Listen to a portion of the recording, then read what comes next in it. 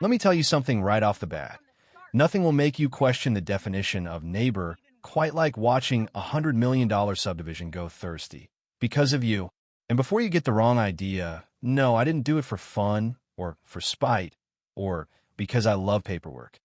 I did it because they built their sparkling little world right on top of my water and figured I'd never notice, or worse, that I'd just let it slide. Turns out I don't slide so easy. You ever have one of those mornings where the sun comes up angry?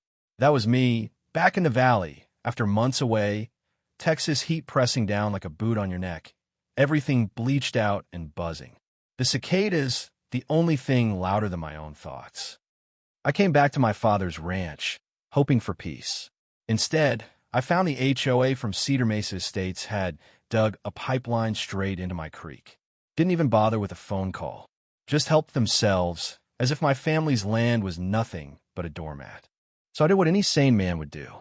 I walked down to the old steel valve by the creek, same one my dad used to use when he irrigated his fields, put my hands on the wheel, and I turned it shut. Just like that. One groan from the pipes, a shudder in the ground. And 342 shiny homes, lawns mid-sprinkle, fountains gurgling, went dry in the middle of a Texas heat wave. It wasn't even a minute before I saw the first white SUV barreling up the gravel drive, sending my chickens running for cover. Out steps Bethany Whitfield, HOA president, every hair in place, high heels already losing a battle with my dirt. She's got a clipboard in one hand and a look in her eyes that could freeze sweet tea. Mr. Remy, she calls out, not even a good morning. What on earth do you think you're doing? I wipe my hands on my jeans, try not to let her see me sweat, not from the heat, but from the gall. Managing my water, I said. She wasn't amused. You've cut off supply to over 300 homes. Our residents have children, elderly parents. Funny, I told her, I didn't see your name on the deed. I wish I could bottle the shade of red that flushed up under her makeup.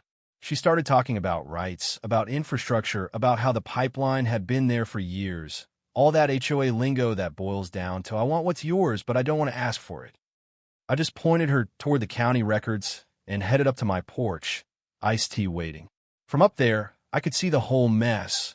A subdivision where my dad used to cut hay, irrigation ditches running dry, their decorative lake shrinking by the hour. I told her, maybe a little too quiet, you might want to ask where your water really comes from. She chased her paperwork across my yard, heels sinking, voice cracking. I didn't help. Not to be mean, but some things you gotta let people learn for themselves. After she left, threatening lawyers, county officials, anyone who'd listen, I just stood there, drinking in the silence. It was a different kind of quiet. Honest, you know? I finished my tea and muttered, let's see who misses the water first. Truth is, the land was tired. My father's boots wore down the same porch boards I was standing on.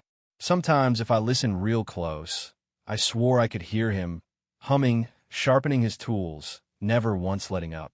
2 weeks earlier, none of this had crossed my mind. I was just back from Austin, settling Dad's affairs, thinking I'd do a few repairs and rent the place out. But stepping onto that porch, 10 years gone, I knew I wasn't leaving.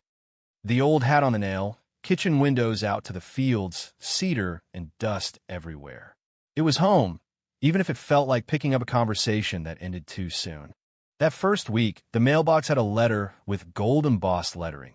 Clear Mesa Estates Homeowners Association. Welcome meet and greet at the pavilion, RSVP, all that jazz. My mom, still knitting at the kitchen table, just shook her head. Your father used to say the only thing worse than a drought is a neighbor who wants your well. I went, though, call it curiosity, call it bad judgment. Pulled up to the lakeside pavilion in my old Ford, parked between two Teslas. Fell out of place before I even shut the door.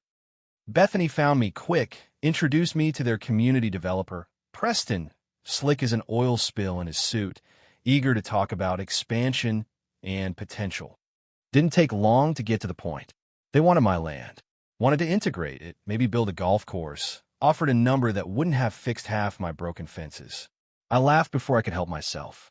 I told her, ma'am, you're looking at the wrong side of value. They try the hard sell.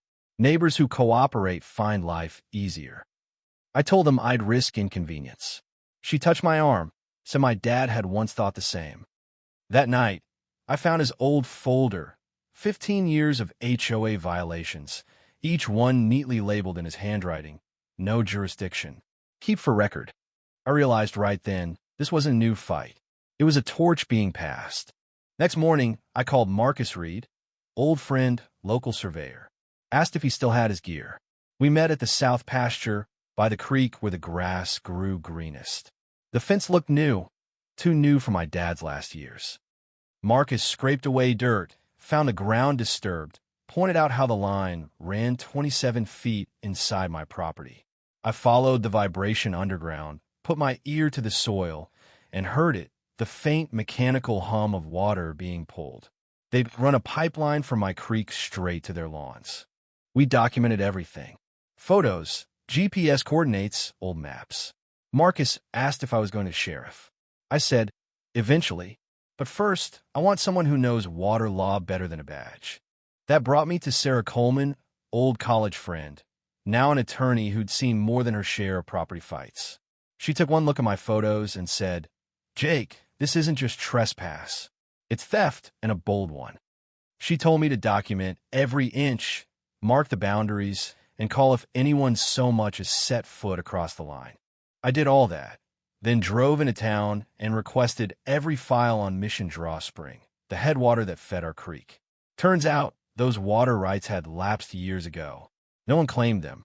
Legally, they were up for grabs. I spent the morning signing every form Dave Wilson, head of the local board, put in front of me. Walked out of there owning the spring that fed Cedar, Mace's manicured lawns. With Sarah's help and engineering crew, I put in a new valve at the spring head. All by the book, permits, maintenance logs, every step recorded. When the system was ready, I sat on my porch, tea sweating in my hand, and pressed the remote. Down in the canyon, the creek slowed to a trickle. Across the valley, fountains sputtered, lawns dried out, news vans rolled in. And that's when the fun really started. The HOA came in force, Bethany at the head, crowd behind her with signs, shouting for water. I stood my ground. You're trespassing, I called out. She shouted back about humanity, children, rights, everything but the truth. When a young man, Mike Hansen, called out, What about the water fees? Where's the money been going? I saw the real cracks start to show. The news cameras rolled. I held up the deed, waved it for all to see. Ask your HOA where the paperwork is, I told them. Bethany stammered. The crowd deflated, anger turning to doubt, then to questions. Next day, we found out just how deep their rot went. County investigation revealed the so-called easement was a forgery. Wrong signature, notary retired before it was signed, the works. Sarah dropped a folder on the mayor's desk full of financial records, missing funds, checks written to Bethany's shell company. The room went dead quiet, except for the sound of residents realizing they'd been fleeced by their own leaders. When the mayor suspended the HOA's authority, Bethany cracked, just for a second, enough to see the fear in her eyes. I didn't gloat. There was no need. Years of quiet anger, dismissed as stubbornness, had finally settled out. Truth has a way of seeping in, even through the hardest ground.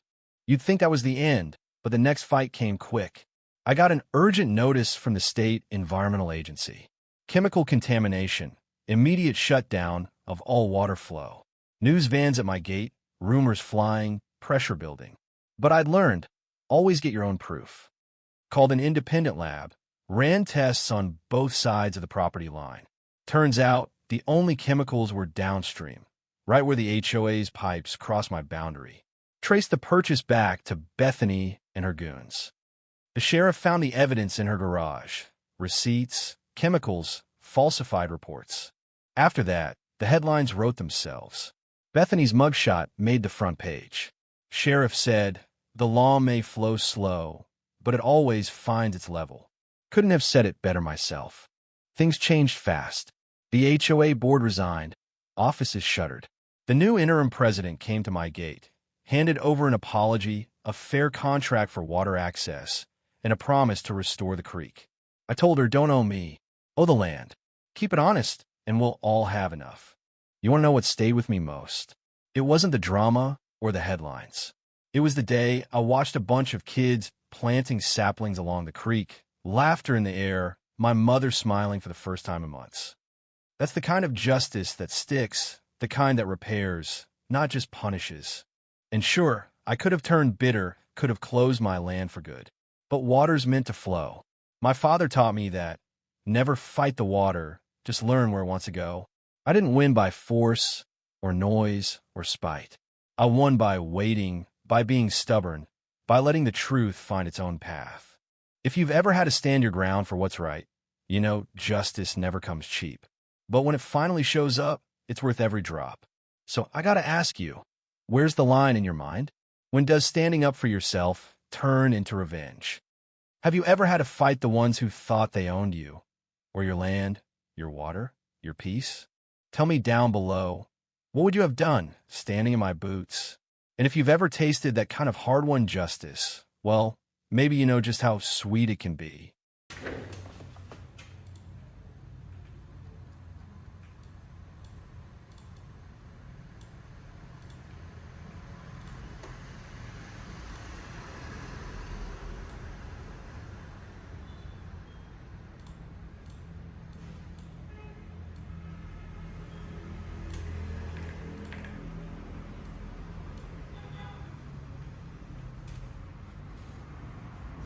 Cảm ơn tất cả các bạn đã xem video.